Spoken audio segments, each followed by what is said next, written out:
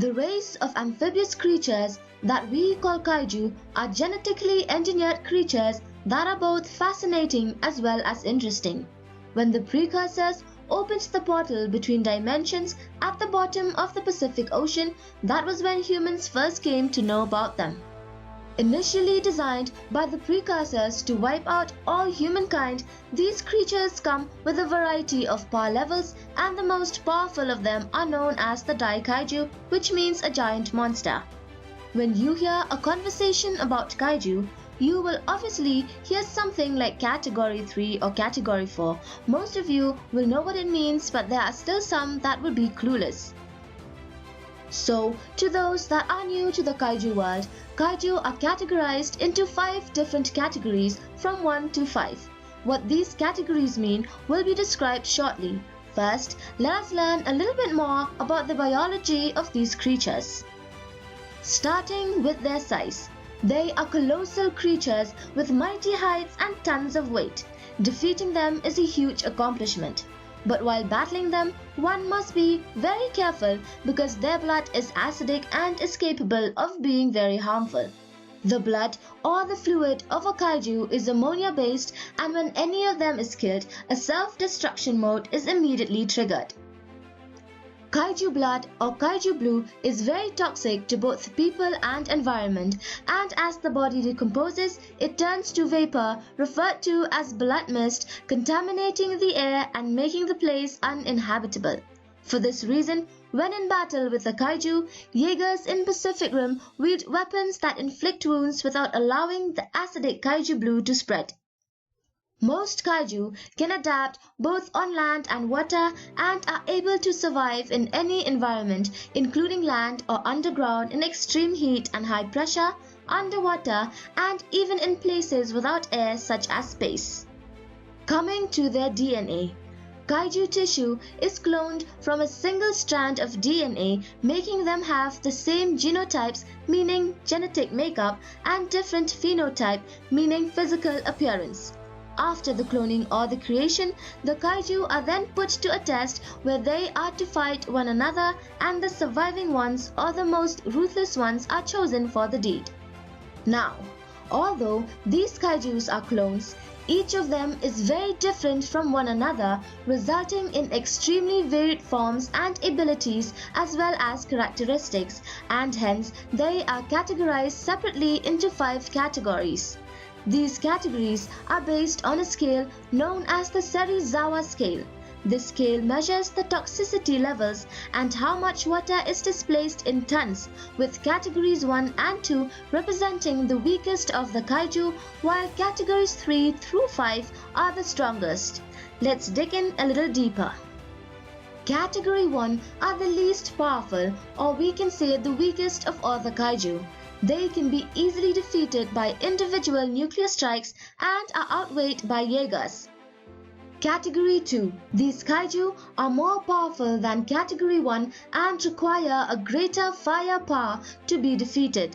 An example of this category is Oni Baba. With a weight of 2,040 tons and toxic spiked barbs lining its plating, the toxicity level of this kaiju is measured to be medium. Category 3. Stating the obvious, kaiju in this category are more powerful than categories 1 and 2. They are defeatable but still poses a profound threat to those going against them. An example is Knifehead. Having a weight of 2,700 tons, this kaiju has a knife-shaped head that can split a Jaeger in half and jaws lined with jagged incisors, yet its toxicity level is still ranked as medium. The kaiju Yamarashi also belongs to this category. Category 4. Kaiju of this category are known to be extremely powerful. To defeat them, usually more than one Jaeger is needed. Mutavore, Utachi, Leatherback, Raiju, Skana, Shrikethorn, and Hakuja all belong to this category. With a varied range of weight, these kaiju are powerful in their own ways, with toxicity levels ranging from low to high to severe. Now, you may wonder, why is Leatherback in this category if its toxicity level is low? Well, other factors also come into consideration. Its ability for electromagnetic emission is what makes it powerful. Lastly is Category 5. The strongest of all the kaiju belong to this category, and only 2 of them are powerful enough to be put here. They are Slattern and Raijin, who are extremely strong and can take huge amounts of damage while being unharmed. Weighing 6,750 tons and 3,405 tons respectively, the toxicity levels of these kaiju are extremely high, and a lot of strength, tactics and power was required by the Jaegers to defeat them. Describing the last category, you must be wondering, what category does the Mega Kaiju belong to? Well, formed by 2 Category 4 kaiju and 1 Category 5 kaiju, it is an elite specimen. It is one of the tallest of all the kaiju, and it may have a huge water displacement, but it is still unclear how to measure its toxicity or even how it would fit in the Serizawa scale, although some say it belongs to Category 5, while the Japanese magazines say it is a Category 6 kaiju. Talking about categories, another question that is the most probable to pop would be, which category would Godzilla, the most famous kaiju and the king of all monsters, belongs to? Sad to say that Godzilla has not yet been categorized, but judging by its huge water displacing ability, even causing small tsunamis when he surfaces, and his extremely high toxicity level, I'd say categories 1 to 5 are too small to fit him in. He would probably belong to categories between 12 to 15. So, you may think that it is the size of the kaiju that defines their category, and in fact, you are right. Size does have an impact on which category they are put in besides other factors. Fun question, will a Category 6 kaiju be created? Only time will tell. It would be interesting though to see a kaiju so big that it would require work of every Jaeger to defeat it.